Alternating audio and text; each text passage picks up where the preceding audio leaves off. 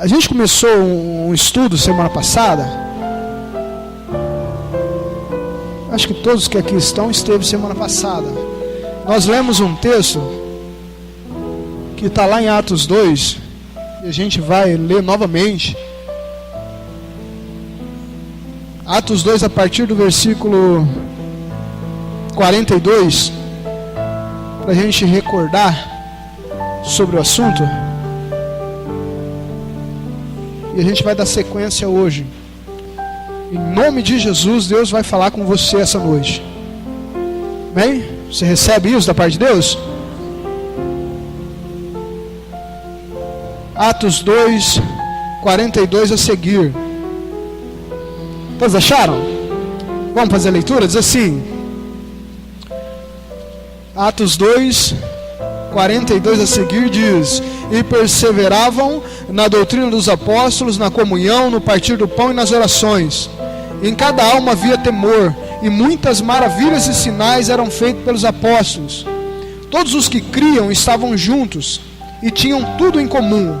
Vendiam suas propriedades e bens e repartiam com todos, conforme a necessidade de cada um, perseverando unânimes todos os dias no templo e partindo o pão em casa, comiam juntos com alegria e sinceridade de coração, louvando a Deus e caindo na graça de todo o povo, e todos os dias acrescentava o Senhor à igreja aqueles que iam sendo salvos. Senhor, em nome de Jesus, nós nos colocamos diante da sua santa palavra, nossa palavra, aquela que tem nos dirigido, nos orientado nessa terra. Nós nos colocamos diante dela agora e pedimos ao seu Espírito que de uma forma tremenda venha falar aos nossos corações. O Senhor é bom, e o Senhor é a sabedoria em pessoa. Fala conosco, planta em nós, Deus, essa palavra que nos instrui. Em nome de Jesus, que a sua palavra seja mesmo a nossa bússola, que a gente possa nos guiar através da sua palavra, que ela venha ser o mapa da nossa vida espiritual, cristã, e em todas as áreas da nossa vida. Que seja assim. Nós abrimos o nosso coração e pedimos que o Senhor abra os nossos olhos espirituais agora, para que a gente consiga entender e enxergar e nos comprometer com a sua santa verdade.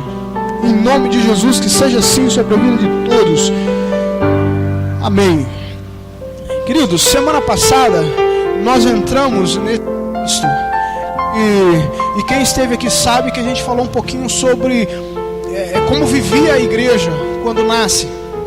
Então a igreja quando nasce, ela é mais ou menos desenhada nesse texto que a gente viu, onde fala que eles caíam na graça do povo e eles viviam de uma maneira santa, e pelo menos em 4 coisas eles perseveravam. E perseverar, a gente diz também que é aquela força que a gente coloca naquilo que a gente quer. Então perseverar é se esforçar, é dar tudo de si para que aquilo seja daquela forma. E eles, pelo menos em coisas, o texto vai registrar que eles perseveraram, que era na doutrina dos apóstolos, na comunhão, no partir do pão e nas orações.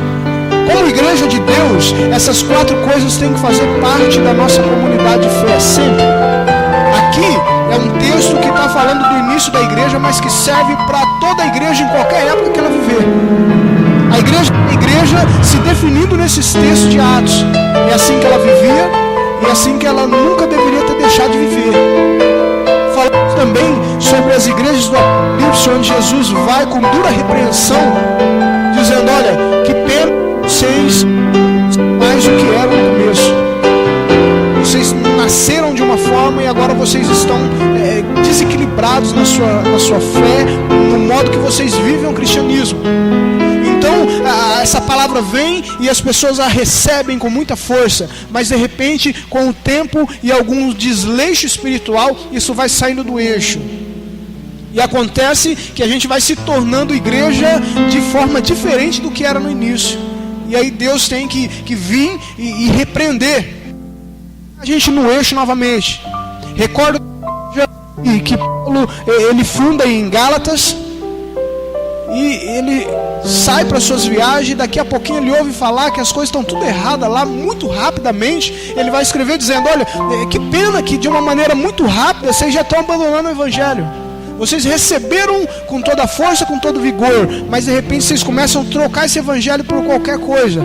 A igreja, ela tem essa história que é marcada por esses altos e baixos. E nós vivemos uma época onde esse cristianismo que nós defendemos, ele é defendido por poucos. E ele é vivido por poucos de uma forma como deveria ser na vida de todos. Penso que se Jesus fosse escrever uma carta para a igreja de hoje, não sei se ele teria muitos elogios a se fazer. Jesus teria muitas considerações a se fazer, mas elogios acho que seria muito pouco, porque o evangelho que a gente tem visto, sido pregado e vivido, ele nem sempre se conforma com essa igreja de Atos no seu nascimento.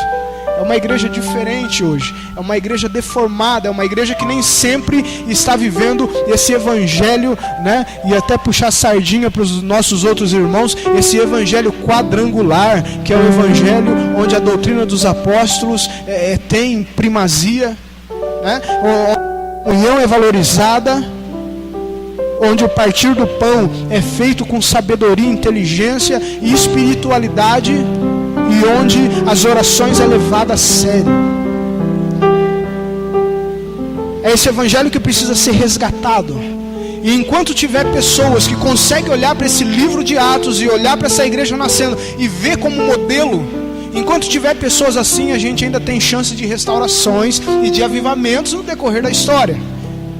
Quando acabar pessoas que não conseguem mais olhar para o livro de Atos e olhar para a doutrina toda que a igreja tem, quando a gente perder essas pessoas, a gente não tem mais chance de avivamento.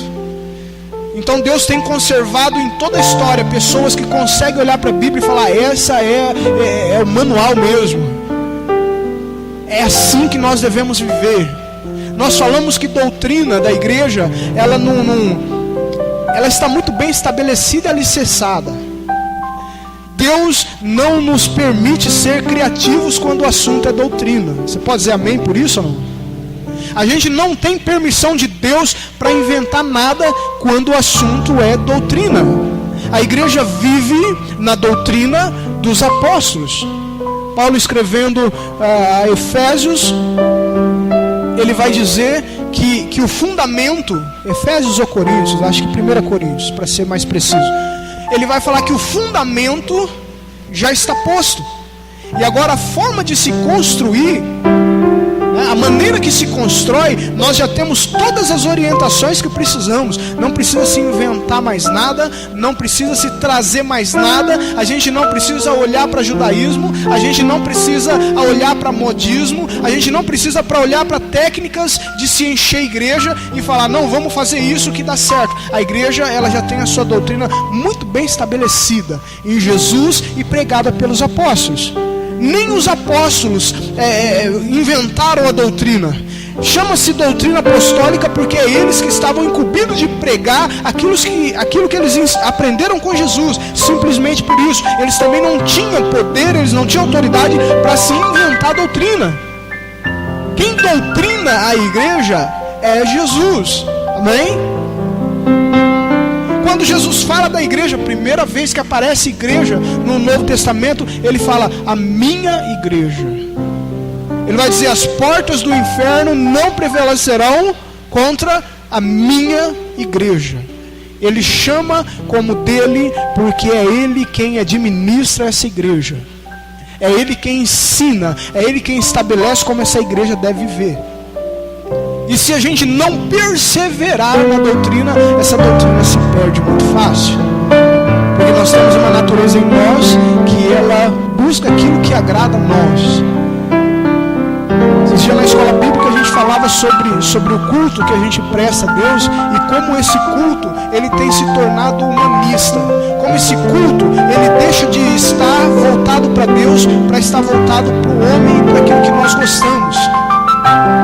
Então é possível que os nossos cultos estejam sendo feito toda a liturgia e quando a gente percebe que alguém não está gostando da liturgia, a gente fala: não, vamos mudar isso porque o pessoal não está gostando. Amados, a gente não cultua para a glória dos homens, a gente cultua para Deus. Então a liturgia de culto não se se muda porque alguém não gostou, porque o pessoal não está respondendo positivamente. A gente não tem igreja a gosto do freguês. Igreja não é comércio. Igreja não deveria ser liderada por mercenários. Igreja, ela é para ser liderada por pastores que o próprio Deus vai instituindo. E é assim que tem que ser. A gente não precisa querer encantar as pessoas com o nosso culto. A gente se reúne nesse lugar e cultua Deus da forma que Deus se agrada. Quem não gostou, querido, é uma pena, mas é assim que vai ser. Não gostei do culto que nós fizemos hoje. Olha, esse culto não foi para você. Me desculpa ser indelicado, mas esse culto não é para você. Esse culto é para Deus. Então os louvores que nós cantamos, ainda que de uma forma singela, hoje nós começamos, quase que paramos, daqui a pouco a gente pegou o jeito e foi uma bênção. E a gente fez isso para a glória de Deus, simplesmente para atingir o trono do Pai. E se não for para isso, então para que a gente vai ficar cantando musiquinha gospel aqui? Não tem necessidade. A gente faz isso para Deus ou a gente deixa de fazer. Porque fazer para agradar as pessoas, querido, você já tentou agradar todo mundo? Já tentou fazer isso? Você nunca vai conseguir. Agora Deus é sempre, possível a gente agradar quando a gente faz isso da melhor forma possível. Fala, mas não ficou afinado o canto, mas ele fez da melhor forma possível. Nossa, mas ficou meio desencontrado, mas eles fizeram da melhor forma possível. Tudo o que eles tinham, eles deram, e foi assim. E aí Deus fala, é isso que eu quero. Aquilo que tiver que aperfeiçoar, o próprio Deus vai dar a ferramenta para aperfeiçoar. Até mesmo o culto que nós prestamos para Deus, nós fazemos isso pelo Espírito. Porque se o Espírito não fazer isso em nós, também não existe culto a Deus. Você não está aqui porque você quer. A sua vontade não era estar aqui. Isso só é possível dizer, não, eu quero estar aqui, quando o Espírito nos leva a tomar essas atitudes. Uma pessoa sem o Espírito de Deus, é a coisa mais complicada trazer ela para um culto como esse. A gente tem que insistir muito, não é assim? A gente tem que ficar pegando no pé. Eu passo aí, eu te pego. Não, tal hora. Agora a pessoa, quando tem relacionamento com Deus, ela vai dizer como o salmista, alegrei-me quando me disseram, vamos à casa de Deus. Mas isso não parte dela, isso é o próprio Deus fazendo. É assim que a igreja deve funcionar. Nós falamos sobre essa doutrina que envolve tanto as verdades que cremos, como o nosso comportamento, nosso jeito de ser. Isso é tudo doutrina da igreja, a gente não inventa nada. Amém? Agora, outra coisa que está aqui de uma forma, que o próprio texto nos dá o esboço, é para falarmos sobre comunhão. Esse assunto é bênção? Você vê esse assunto como bênção? Sim ou não? Ou você é um daqueles que quando encerra o culto, quando fala amém, você já está dentro do seu carro, você já está ligando a sua moto, porque você não tem tanto, Você sempre está correndo, você sempre está ocupado, você nunca tem tempo para dar um abraço no irmão, para estar com o irmão. Você não é um daqueles não, né? Em nome de Jesus você não é. Os que são assim não vieram, né? Qual o valor da comunhão para você, querido? Ou o porquê da comunhão? Será que a gente não pode viver o nosso cristianismo de uma forma individualizada? Eu e Deus, Deus e eu, e está tudo muito bem. Será que Deus não aceita esse tipo de vida cristã, esse tipo de espiritualidade? Sim ou não? O porquê da comunhão? A gente fica pensando, fala, Senhor, mas é tão difícil se relacionar. Então não seria mais fácil se a gente se convertesse, cada um ficava na sua casa, né? E aí a gente ligaria em um canal que tinha culto, todo mundo ia estar cultuando. Isso seria uma bênção, né? Para muita gente fala, esse é o tipo de igreja que eu gosto, onde eu fico no conforto do meu lar, onde eu não vejo aqueles que me incomodam, e isso seria uma bênção, né? Por que a gente não apaga esses textos bíblicos que falam sobre o valor da comunhão? Sabe por quê, amado? Porque a comunhão, ela é a terapia de Deus.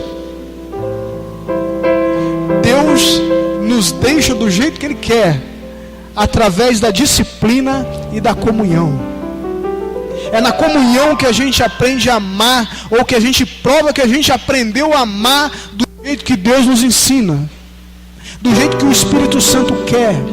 É na comunhão que eu tenho a oportunidade de edificar e ser edificado, ou seja, de colocar a minha fé em ação na vida do próximo. Essa pessoa que está sentada aí do seu lado, ela tem muito valor em tudo isso. É possível que essa pessoa que está aí do seu lado é a pessoa que Deus usa para gerar em você paciência, para gerar em você temperança. Sim ou não? Fala, Senhor, essa pessoa aqui, né, esse é um teste para a minha espiritualidade. Isso aqui, se for uma bênção, eu não sei o que é bênção. Se for uma bênção, eu vou parar de pedir para ser abençoado, né? Por quê? Porque a pessoa que está do nosso lado é diferente da gente. Sim ou não? E a gente fala A, ela fala B. Fala, por que não fala A? É tão fácil, vamos todo mundo fala A. Mas a bendita da pessoa quer falar B. E aí Deus fala, ó, mas eu quero que você viva com ela. É na comunhão que a gente desenvolve a nossa vida cristã, querido. Nós temos um papel para com o mundo. Nós temos um papel para com Deus.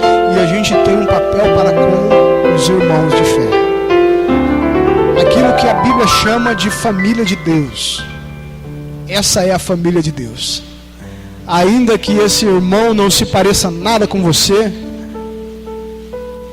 apesar que até mesmo na família biológica não parece, né? É, não é? Você cria 10 filhos, um diferente do outro. Você vê 2 irmãos e é um diferente do outro. Filho do mesmo pai, da mesma mãe, cresceu na mesma casa, mas as suas opiniões se diferem, os seus gostos são diferentes. Agora pensa você que reunir um povo em torno de Deus e falar, olha, como Jesus falou, olha, eu quero que vocês sejam conhecidos na terra, não simplesmente por causa dos milagres, mas porque vocês se amam. É o grande desafio, talvez um dos maiores desafios que o cristianismo tem, é de juntar pessoas tão diferentes e fazer com que seja uma família abençoada, filhos de Deus, e serem conhecidos pelas outras pessoas como um povo que se ama. Não foi isso que Jesus disse? Ele falou, vós sereis conhecidos se amardes uns aos outros. Sereis conhecidos como meus discípulos se amardes uns aos outros. Se isso não for possível, então vocês não são reconhecidos como meus discípulos. As pessoas vão saber por aí que vocês andam comigo quando na comunhão, essa comunhão é verdadeira. E é aquilo que a igreja de Atos demonstra, a ponto de os que terem mais venderem para se igualar com os que têm menos. São pessoas vindo, né, até mesmo de escravidão, pessoas sem eira e nem beira, e aqueles que tinham mais vendiam o que tinha para alimentar, para vestir, como quem se preocupa, como uma verdadeira família. Esse espírito de família tem que estar no meio de nós. E Jesus disse, essa é a única forma de o nosso DNA bater um com o outro, como filhos de Deus. O DNA de Deus em nós é o amor na comunhão, uma comunhão sincera. O Paulo vai em Romanos falar no capítulo 12, versículo 15, orientando, olha, eu quero que vocês cheguem em um ponto, em um momento de comunhão, de entrosamento, de harmonia, onde vocês, quando vê um irmão chorando, vocês chorem junto. Quando vê alguém alegre, alguém se alegrando, vocês fazem festa junto com eles. Então essa é a comunhão do povo de Deus, que deve ser visto pelos lá de fora, a ponto deles acharem graça em tudo isso. Fala, não é que esse povo é diferente? Irmãos, agora a gente parece que inverteu esse versículo. Quando a gente vê alguém chorando, algumas pessoas se alegram. Fala lá, eu não falei? Tá pagando agora. Irmãos, é uma pena, mas nós vivemos isso no meio cristão hoje. Alguma igreja não consegue prosperar e as outras falam lá, ó, né, não faz como a gente faz. É um cristianismo estranho, porque tem invertido os valores do reino. É uma comunhão que já não funciona mais, ou é uma comunhão bairrista, né, que só funciona dentro da caixinha deles ali. Nós somos chamados para perseverar na comunhão, porque não é fácil viver em comunhão do jeito que Deus se alegra. Então é necessário que a gente persevere, que a gente coloque força. A pessoa que pisou no nosso pé, ela seja alvo do nosso amor do mesmo jeito. E que se ela precisar de nós, a gente esteja ali para servir, porque é assim que é a vontade de Deus. Nós precisamos olhar esse lugar como uma família. E quando a gente chegar aqui, acabou o culto, tenha prazer de abraçar essa pessoa que está do seu lado, abrace o outro. Querido, olhe nos olhos dessa pessoa, veja ele como seu irmão. De repente o olhar dessa pessoa vai dizer, olha, eu estou precisando de ajuda. E você diz, eu estou aqui, querido, o que eu posso fazer por você? Essa é a comunhão que Deus quer encontrar no meio do seu povo. Porque se isso não for verdade, é possível que a fé que nós professamos seja mentira também. Não tenha valor diante de Deus. Essa pessoa que está aí do seu lado é uma bênção na sua vida e você precisa cuidar dela, porque uma das características de uma família saudável é que um cuida do outro. Amém? Se você não puder fazer nada de forma expressiva, ore por ela. Vou orar junto com você. E não é falar né, por falar não. Às vezes vou orar por você, e a pessoa está crendo que você vai orar. Não vai nada. Não é esse tipo de comunhão, não é esse tipo de frase que a gente deve falar para alegrar o outro. Não, fica tranquilo que eu vou orar por você, tá? Essa madrugada eu vou orar. Não vai nada, querido. Se comprometa, viva essa comunhão como Deus quer que seja, para que assim a gente seja abençoado cada vez mais por isso. Agora, uma coisa é certa dizer, nós temos uma facilidade muito grande de valorizar a diferença. Nós temos tanta coisa que nos une, e coisas espirituais e grandiosas, mas a gente tem uma facilidade tremenda de valorizar a diferença, de valorizar aquilo que está errado, de valorizar aquilo que a gente não concorda. E é possível que a gente se relacione na comunhão, mas para ver só coisa errada e ficar falando e ficar reproduzindo isso, e isso não abençoa em nada. A gente precisa valorizar aquilo que tem valor, olhar para aquilo que realmente tem valor e valorizar isso. Falar, Deus, é assim, é por isso que nós estamos juntos. Não é porque nós somos falhos, que nós somos e que a gente se espeta mesmo às vezes. Isso é algo normal, deveria ser natural, a gente se corrigindo com isso. É por isso que existe o perdão. Que essa pessoa que cultua com você nunca vai pisar na bola ou falar alguma coisa que você não gostou? Vai sim, querido, isso é normal. Então é possível que você me veja como uma bênção, e daqui a pouco eu faça alguma coisa que não gostou, e hoje eu não presto mais para você. Vou ouvir esse cara aí nunca na minha vida, porque ele fez isso. Mas as coisas boas a gente não valoriza. A gente sempre valoriza aquilo que quase não tem valor, imperceptível. É possível que eu esteja pregando aqui, entra um visitante, senta aí, e aí ele ouça a mensagem inteira. E aí quando alguém pergunta para ele, como que foi o culto lá? Fala, aquele pregador parece ter uma orelha mais torta que a outra. Querido, onde que ele estava? O que ele estava fazendo? Porque a gente vai colocar os nossos olhos, a gente vai começar a enxergar aquilo que nem sempre tem valor para Deus. Já parou para pensar naquilo que nos une?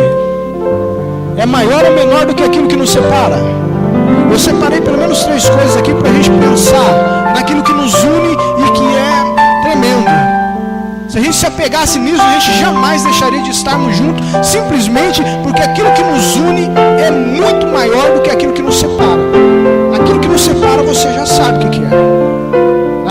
Alguém é mais linguarudo que o outro, alguém é ruim pagador, alguém gosta de se gabar. Então isso é o que nos separa às vezes, isso é o que prejudica a comunhão. Mas o que valoriza, o que nos une? E eu alistei aqui como primeira coisa para a gente falar, daquilo que nos une é a nossa esperança. A esperança viva que nós temos como filhos de Deus. Quem aqui tem uma esperança eterna que nada pode mudar? Quem aqui tem isso? Todos nós temos. Agora eu vou falar para você, é a mesma esperança, aquela que é eterna, é a mesma em cada um de nós. O texto de Efésios 4:3 diz assim: procurando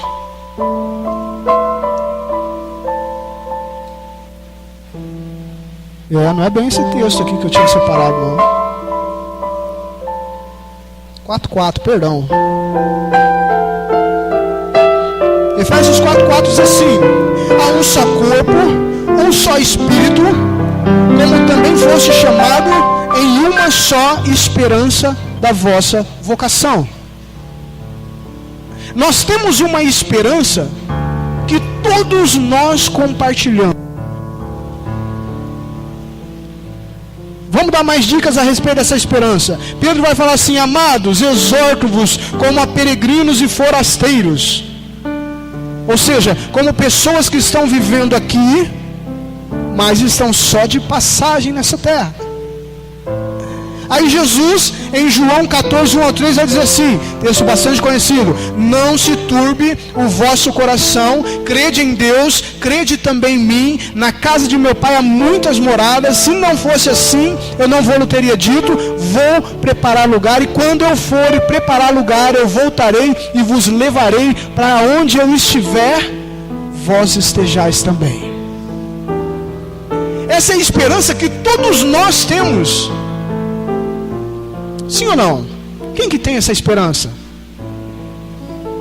É a esperança das moradas celestiais. A gente fala, glória a Deus, nós, passe o que passar nessa terra, mas a gente tem uma promessa de uma morada no céu, e onde a gente vai viver para a glória de Deus. E lá a Bíblia vai dizer que o Senhor, o próprio Deus, enxugará dos olhos toda lágrima, e não haverá pranto, e não haverá choro, e não haverá doença, e não haverá nada daquilo que nos faz sofrer nessa terra. Essa é a esperança gloriosa e eterna que todos nós temos, e isso nos une. Sabe por que nos une? Porque é um caminho, e todo mundo que vai para o mesmo lugar, eles sempre estão no mesmo caminho. Isso nos une. A única forma de você de repente falar, olha, não quero mais saber de comunhão, então desista do céu. Desista do céu. Filipenses 3:20 diz assim: a nossa pátria está nos céus, donde também aguardamos um Salvador, o Senhor Jesus Cristo. A nossa pátria está nos céus, e a gente só está esperando esse Salvador vir. Agora, se ele vier e nos encontrar fora da comunhão, o prejuízo vai ser tremendo. Aquilo que nos une, a esperança que nós temos de morar no céu. E essa esperança não foi feita de forma individual. Não penso eu, que lá no céu vai ter aquelas muralhas e falar, agora eu vou colocar um alarme aqui, vou colocar algumas coisas porque eu não quero fulano de tal aqui na minha casa. Apesar que o assunto céu, ele ficou tão distante, da vida da igreja. A gente fala tão pouco sobre o céu, O assunto de céu e inferno tá quase que anulado dos cultos, dos púlpitos evangélicos. A gente fala muito pouco de céu, até mesmo os louvores. Antigamente os louvores frisavam tanto esse assunto, e estava sempre tão vivo nas pessoas. Agora, se falar de céu é um assunto às vezes, que não produz interesse em muita gente. A gente gosta mais de falar de bênção, e os louvores refletem isso muito bem. Você vai ser abençoado, e isso e aquilo. Os louvores que você vai encontrar falando do céu são louvores mais antigos. Conhece algum louvor aí que fala do céu? Quem conhece? É possível que a gente nem conheça mais. Essas moradas eternas no céu, é possível que a gente nem conheça mais. Às vezes a gente desvaloriza tanta coisa que tem valor, porque isso está muito distante. A gente está mais preocupado com o que vai acontecer agora, né? Com o que vai acontecer na nossa vida profissional, com o que vai acontecer na nossa vida amorosa, na nossa vida isso, aquilo. A nossa vida eterna tem ficado um pouco de lado. Tem um louvor que eu gosto que diz assim, né? Eu sou uma benção para cantar, mas de repente você conhece também, me ajuda. Que ele fala assim, ó: céu, lindo céu, céu, lindo céu, nas mansões celestiais, todas feitas por Deus. Ninguém conhece? Que pena. É um hino até, acho que da harpa cristã, antigo. A gente parece que tem deixado isso de lado, tem tido um desinteresse sobre o céu, sobre esse lugar, essa esperança. E o céu, ele deve ser tremendo para nós e maravilhoso para nós, não porque é um lugar elevado, mas porque está o trono do nosso Deus, e ali tem morada para todos os filhos. Não tem problema do nossa casa, como que é? Minha casa, minha vida. A gente não vai ter esse problema de moradia, de habitação lá, né? Que você muda para um apartamento que não cabe nada e tem que vender tudo que tem, porque lá não cabe nada. Você chega, visita, tem que ficar do lado de fora. Esse lugar, ele é maravilhoso, e ele está te esperando, em nome de Jesus. Fala para a pessoa que está do seu lado: esse lugar está te esperando. Você tem uma mansão lá. Você tem uma mansão lá em cima, em nome de Jesus. Aleluia, Senhor. É assim que nós cremos. Agora o texto de 1 João 4:20, ele diz assim: se alguém diz eu amo a Deus e odeio o seu irmão, é mentiroso. Pois quem não ama a Deus, ou quem não ama seu irmão, ao qual viu, não pode amar a Deus a quem não viu. Em outras palavras, o texto está dizendo: olha, se você odeia o seu irmão, você não tem parte com Deus. E quem não tem parte com Deus, não tem parte com o céu. Entendem a lógica do texto? Aquele que não consegue, aquele que não tem o coração voltado para a comunhão, ele também não tem o coração voltado para Deus. O apóstolo vai dizer: não vem com essa história de eu amo a Deus, mas não consigo viver com meu irmão, porque isso é mentira. Se você não consegue viver com o seu irmão, muito menos com Deus, porque o seu irmão você está vendo, Deus você não vê. Esse é o argumento que ele usa. Você não consegue amar o seu irmão que você está vendo, então não venha com história de que consegue amar a Deus que você não vê. Como quem dizendo, a comunhão também revela Deus, e é dentro dessa comunhão saudável que você vai aprender algumas coisas maravilhosas de Deus. Quantos de aqui já participaram de algum culto onde a palavra foi uma bênção, o louvor foi uma bênção, mas o que marcou foi um abraço, o que marcou foi a palavra de alguém, o que marcou foi a recepção que alguém fez? Quantos aqui já tiveram essa oportunidade? Fala, eu tive numa igreja, né, tudo foi normal, mas teve uma hora que um determinado irmão, uma irmã me acolheram de uma forma tão diferente que aquilo curou algumas coisas em mim. Esse é o valor da comunhão, quando isso é feito diante de Deus de uma forma saudável, e o carinho vai ser expresso, o amor vai ser expresso. Irmãos, Deus está na comunhão do seu povo. Dando valor para a comunhão, Jesus vai dizer assim: quando um ou dois reunir, eu estarei presente ali. Eu estarei ali para fazer algo de diferente no meio da comunhão. E a gente pode olhar até lá para a antiga aliança e olhar para o Salmo 133, quando Deus fala, olha como que é bonita a comunhão. Como que é bonita a comunhão do meu povo. Quão bom e quão suave é que os irmãos vivam em comunhão. E aí ele vai falar, é como o óleo que desce, escorre na barba de Arão. É como o orvalho sobre o monte Sião. E é ali que o Senhor ordena vida e bênção, e isso para sempre. Deus está na comunhão do seu povo.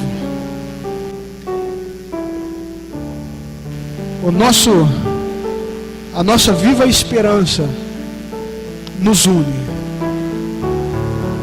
Outro texto interessante eu encontro também lá em 1 Coríntios 11, 19, quando diz, até importa, olha o que o apóstolo está dizendo, olha, até importa que haja entre vós facções, para que os aprovados se tornem manifestos entre vós. Paulo está dizendo, esses problemas que nascem no meio de vocês, de uma forma é até bom, porque vai ver como é que você lidar com isso. Quem é que consegue lidar com os problemas quando surge no meio? Então a nossa espiritualidade é manifesta quando a gente trata aquilo de uma forma correta, de uma forma que Deus se agrada.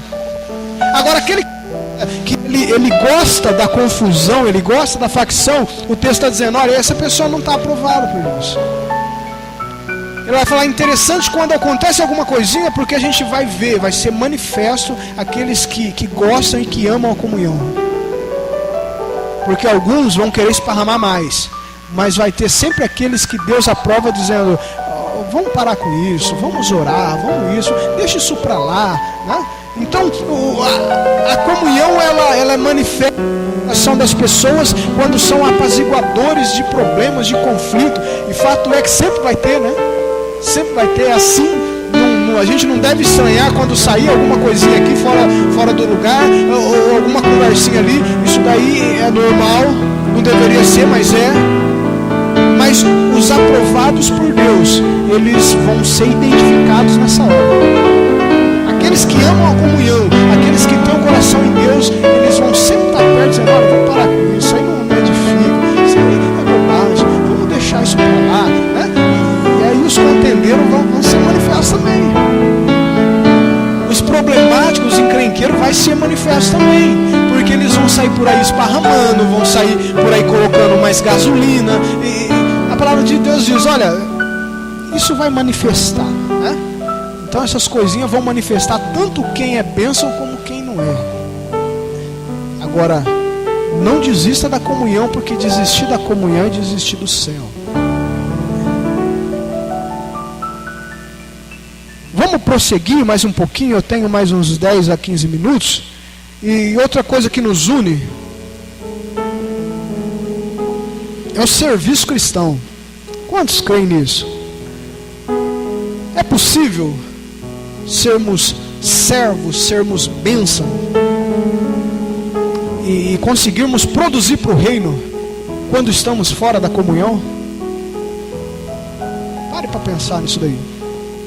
Fala, eu consigo, eu desenvolvo meu ministério sozinho, eu sou sozinho, pronto.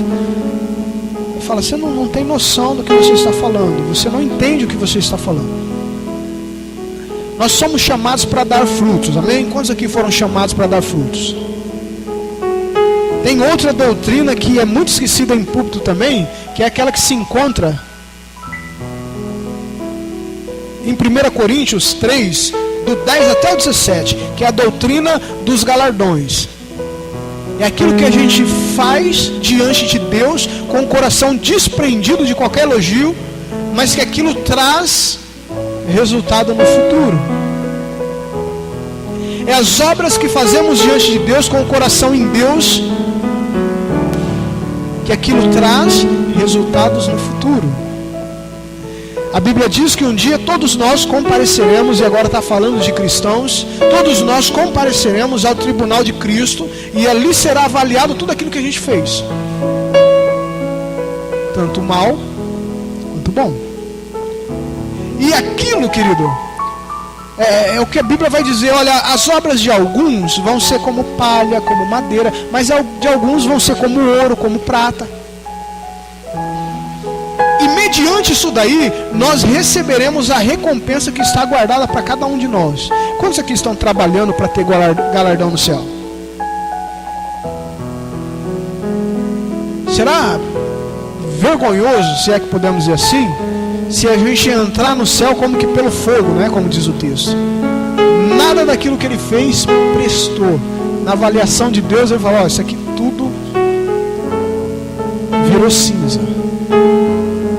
Agora, quando a gente aplica o nosso coração e quando a gente faz bem feito, faz do jeito que Deus se agrada, a Bíblia diz que isso passa pelo fogo e sai só purificado. A gente sai valorizado por Deus. Doutrina dos galardões. Todos nós passaremos pelo tribunal de Cristo. Agora, tendo isso em mente, o quanto é importante tudo isso? Podemos dizer que isso é importante, sim ou não? Nessa geração que valoriza só as coisas materiais, podemos dizer que galardão é importante? E recompensa diante de Deus é importante? Se sim, se a nossa resposta é sim, então, amados, nós vamos precisar dessa comunhão para que isso aconteça.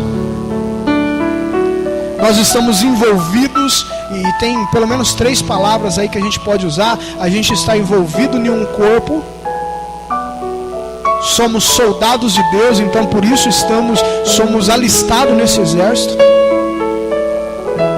e nós somos como que parte do trabalho do lavrador. O que é isso, irmão? Como corpo, todos nós, quando batizados, diz que o Espírito de Deus nos coloca no corpo de Cristo. E como parte do corpo de Cristo, todos nós temos uma função no corpo. Todos nós. Até aquele que pensa que não tem, ou aquele que não está fazendo nada, ainda assim ele tem uma função no corpo de Cristo. Agora, como é que funciona um corpo?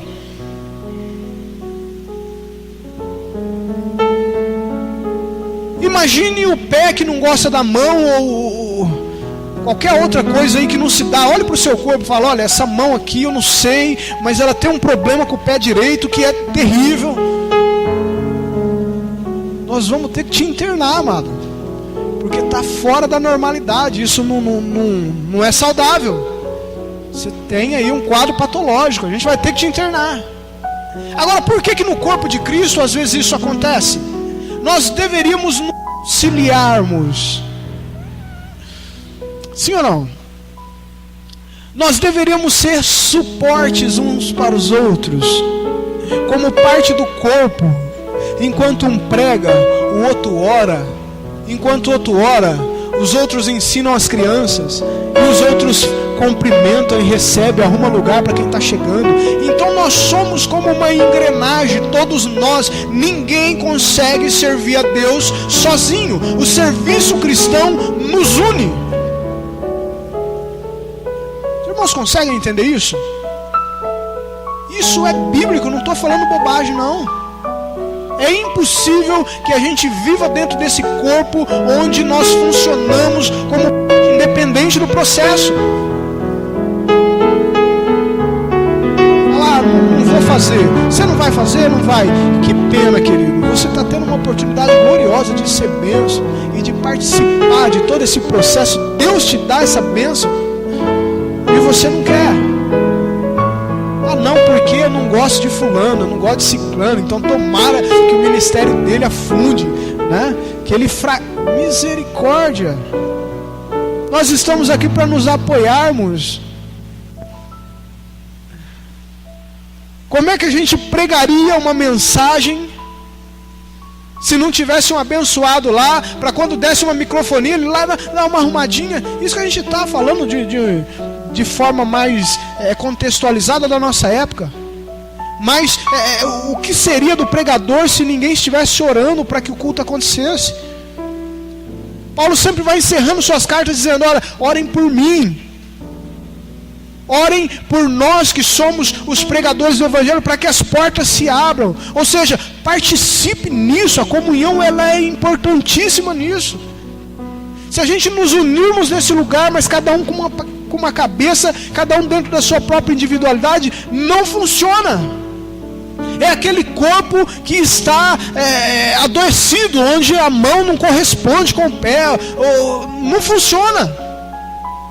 Essa comunhão é necessária para o nosso serviço cristão, e isso tudo Deus está olhando e dizendo: olha, estou anotando aqui, viu? Estou vendo a sua dedicação, estou vendo o seu comprometimento, que bom. Ainda que você pense que o seu trabalho no corpo seja insignificante. Jesus, ou melhor, o apóstolo Paulo, escrevendo em 1 Coríntios 12, ele vai falar: olha, gente, é assim, o corpo funciona assim. E aqueles membros do corpo que às vezes a gente tem como menos valoroso, é aqueles que são mais valorosos. É você olhar para o seu corpo e falar: olha, que bênção, né? O meu corpo funciona muito bem, né? Eu acho que não preciso de rim não, porque eu não estou vendo, cadê o rim? Ah, não sei se eu preciso do coração, não consigo ver ele. Não sei se eu preciso disso, não sei se eu preciso daquilo. Ele nem aparece. Aí a gente cria essa ideia de que os ministérios abençoados é daquele que aparece. Não, eu quero ir cantar, eu quero ir pregar, porque isso é servir a Deus. Seja usado por Deus onde Ele te chamou. E se um dia Ele quiser te colocar em um ministério que chame a atenção, é Ele que vai fazer isso. É a pecinha da engrenagem onde ela tem que estar. E lá ela funciona de uma forma abençoada. Quem aqui já viu uma engrenagem? Antigamente aqueles relógios mais antigos era cheio de engrenagem. Hoje muda bastante, né? Mas cheio de engrenagem. Tira uma engrenagem de um lugar e coloca no outro, e vê o que vai virar. Funciona? Não funciona. Cada uma tem o seu tamanho, o seu formato para ser usada assim. Descubra a área que Deus quer te usar e faça da melhor forma possível. Se junte à comunhão e você vai ver como o seu trabalho vai ser mais valorizado, não apenas pelos homens, mas por Deus. E vai ver como que isso vai trazer mais fruto. Se a gente se unir e trabalharmos unidos, a gente faz muita coisa para a glória de Deus. Jesus poderia ter pegado os apóstolos e falado: olha, vai um para um canto, outro para o outro, outro para o outro, outro para o outro, agora se vira, tá? Não. Os apóstolos, eles estão muito bem reunidos e concentrados, porque eles estavam sendo a base de tudo. E eles começam a trabalhar junto e trabalhar junto. Aí um é chamado para um lugar, ele sempre leva mais um. Não é assim? Paulo viajou alguma vez sozinho? Não. Ele sempre levava um ou dois, porque enquanto um pregava, o outro cozinhava, o outro lavava, e vamos trabalhando tudo junto. E nessa união, nessa comunhão do Espírito de Deus, é que as coisas funcionam. Se não for assim, a gente vai ficar dando murro de ponta de faca, a gente vai ficar sofrendo. Ah, vamos evangelizar? Vamos. Quem que vai? Ah, não, nesse dia não vai dar. Não, nesse dia para mim não dá. Não, daqui a pouco vamos só aquele que chamou. Às vezes o que chamou não vai, vai outro. Meu Deus do céu, que pode acontecer isso? Vamos fazer isso? Vamos. Agita, chega na hora de fazer, apareceu um, o outro veio, quando viu que tinha só um, foi embora também. E fala: meu Deus, como que é difícil funcionar quando não existe comunhão. Como é que se produz, como é que se faz para Deus quando não se existe comunhão? Se não há comunhão, não há galardão. Até rimou, né? É a história do exército. É interessante a linguagem. Paulo escrevendo para Timóteo, fala: olha, Timóteo 2:3, assim, 2 Timóteo 2:3, sofre comigo como um bom soldado de Cristo. Fala: meu Deus, mas que linguagem é essa? Precisa falar de uma linguagem tão complicada assim. Pra gente hoje exército não quer dizer muita coisa, mas para aquela época estava dizendo: olha, vocês estão vendo o exército romano, como que eles são organizados? A gente somos também um exército, mas de Cristo. Enquanto um vai com a espada, os outros protegem a retaguarda, e os outros estão tramando, estão arquitetando, estão fazendo isso. Nós somos assim, porque nós lutamos também contra um inimigo que é cruel. E se a gente não tiver estratégias de Deus, E se a gente não levar a sério a oração, a vigilância, a gente tomba de uma maneira muito fácil. Saiba que em todo exército existe uma responsabilidade muito grande de um cuidar do outro. Porque quando você cuida da outra pessoa, você está conservando a sua própria vida. Se a gente cuida do nosso exército, a gente está pronto para qualquer batalha. Agora, quando não há esse pensamento, quando há o pensamento da individualidade aí, querido, só, como dizem por aí, só Deus na causa, e só Deus na causa mesmo. Para a gente prosseguir, a gente vai perder muito, mas tudo bem. Eu falei das etapas que envolvem uma lavoura. Eu acho bacana, né? Quando Paulo ele escreve aos Coríntios, ele chama a atenção, chega na xixa, fala: olha, vocês são crianças ainda na fé, vocês não têm maturidade nenhuma. Você sabe por quê? Porque está um dizendo: eu sou de Paulo, eu sou de Apolo, eu sou de Cefas, eu sou disso, eu sou daquilo. Aí ele vai falar: olha, no grande trabalho de Deus, eu entro com uma parte, Apolo entra com outra. Está lá em 1 Coríntios 3, do 6 ao 9, ele vai dizer assim: Apolo regou, eu plantei, Apolo regou, Deus deu crescimento. Sabe quando a gente ministra uma palavra e de repente a gente diz assim: alguém aqui quer aceitar Jesus? Aí levanta, né, uma meia dúzia e vai lá. Se não levantar, você vai forçando até levantar, né? A pessoa vai ficar sem graça: vou ter que ir lá porque esse pastor não vai parar. E a pessoa vem. Aí, sabe o que o pregador faz? Ele fala: 1, 2, 3, eu ganhei 20 almas para Jesus hoje. Não sabe o que está falando.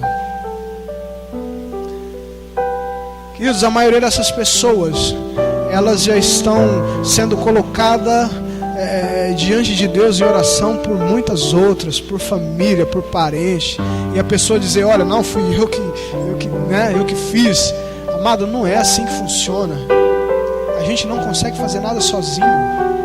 Não é uma mensagem sua que vai mudar tudo. Existem pessoas orando, existem pessoas trabalhando, existem pessoas evangelizando. E quando Deus te dá a oportunidade de ver alguém levantar a mão depois de um apelo que você fez, agradeça a Deus por isso. Fala: Deus, que bom, parte do processo que o Senhor começou, vai saber quando. Então ele vai falar assim: olha, eu plantei, e aí, né, aquilo que se planta precisa de cuidado. Então veio o Apolo e regou, mas a verdade é que Deus que faz tudo, Deus que dá o crescimento. Porque se Deus não der o crescimento, tudo aquilo que a gente fez não valeu de nada também. Você convencer alguém intelectualmente não coloca ele no reino de Deus, é só pelo Espírito. A palavra vai dizer assim: nem por força e nem por violência, mas pelo meu Espírito. A gente faz aquilo que Deus nos deu para fazer, e da melhor forma possível. E o outro faz de outra forma, e o outro faz de outra forma. E aí, unindo tudo, de repente, aquela semente nasceu. Glória a Deus por isso. Olha quantas pessoas participaram disso. E Deus é glorificado, porque é Ele que fez tudo através de vários. Para encerrar, vamos lá. Aquilo que nos une, é a coisa mais nobre que nos une. O que de mais nobre nos une? Quem aqui consegue dizer? É mais nobre que o amor. O que nos une? O que tem dentro de você, que tem dentro de mim, é o mesmo. O que tem dentro de cada um de nós, que o próprio Deus colocou no dia que a gente aceitou Jesus com toda a força, e que é a coisa mais nobre que nos une. O Espírito de Deus, amados, cujo fruto desse Espírito, Gálatas 5:22 vai dizer assim: um dos frutos desse Espírito é a paz. Então é Ele quem promove tudo isso, é Ele que nos tira do mundo de uma vida desregrada e nos coloca no corpo de Cristo. Se Ele não fizer isso, ninguém pode fazer. E ele nos coloca, e sendo orientado por ele, Paulo vai dizer assim: olha, agora vocês guardem a unidade do Espírito pelo vínculo da paz, preserve, persevere pela comunhão, porque isso é de Deus. Esse Espírito é quem produz isso em nós. E nós podemos dizer que quando alguém não tem comunhão no seu coração, é bem possível que no seu coração também não tenha o Espírito de Deus. Essa pessoa precisa ser consertada em muita coisa ainda.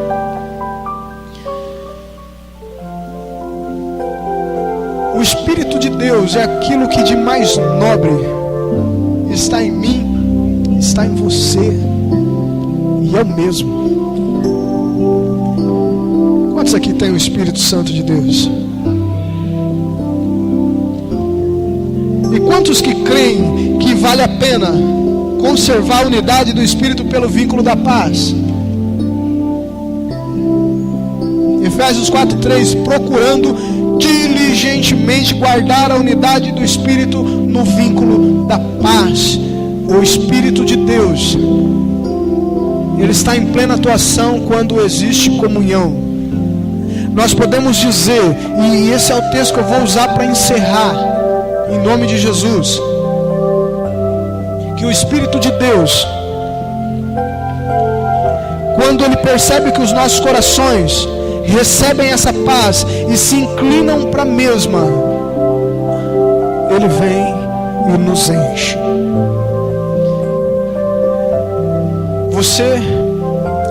Você tem o Espírito de Deus porque você crê em Jesus, e Ele te deu do seu Espírito, mas é possível que você não ande cheio do Espírito. É possível que você experimentou um enchimento do Espírito há muito tempo atrás. Isso não quer dizer que Ele não esteja em você, mas que você não está cheio dele. Agora, o livro de Atos ele é muito esclarecedor. Deixa eu ver o texto aqui. Atos 2, do 1 ao 4, vai dizer assim: cumprindo-se o dia de Pentecoste, estavam todos reunidos no mesmo lugar. Eles estavam em comunhão no mesmo lugar. E porque existia essa comunhão, o texto continua dizendo: de repente veio do céu um ruído como que de um vento impetuoso, e encheu toda a casa onde estavam assentados. E lhes apareceram umas línguas como que de fogo, que se distribuíam, e sobre cada um deles pousou uma. E todos ficaram cheios do Espírito e começaram a falar em outras línguas, conforme o Espírito lhe concedia que falassem. Sabe a quantas pessoas Jesus apareceu? A pelo menos 500 pessoas. Nós tínhamos aqui nesse cenáculo 120 discípulos que perseveraram em comunhão, aguardando a promessa que Jesus disse: olha, fique em Jerusalém, porque daqui a pouco vai descer sobre vós o Espírito. De 500, 120 perseveraram na comunhão. E aqueles que perseveram na comunhão, olha o que aconteceu, amado. Diz que de repente vem do céu um ruído que eles não conseguem entender, mas fato é que todos ali que perseveraram em comunhão foram cheios do Espírito de Deus. Você quer ser cheio do Espírito de Deus? Você deseja a comunhão? A comunhão é algo que está no seu coração. Esse se doer, esse alegrar com o que se alegra, esse chorar com... isso faz parte da sua vida. Você persevera nessa comunhão. A Bíblia diz então: fique atento, porque de repente, como diz, de repente pode vir o Espírito de Deus sobre essa comunhão e encher a todos com o seu Santo Espírito. Se coloque de pé em nome de Jesus. A gente vai orar agora, e você vai desejar ardentemente por esse encher-se do Espírito.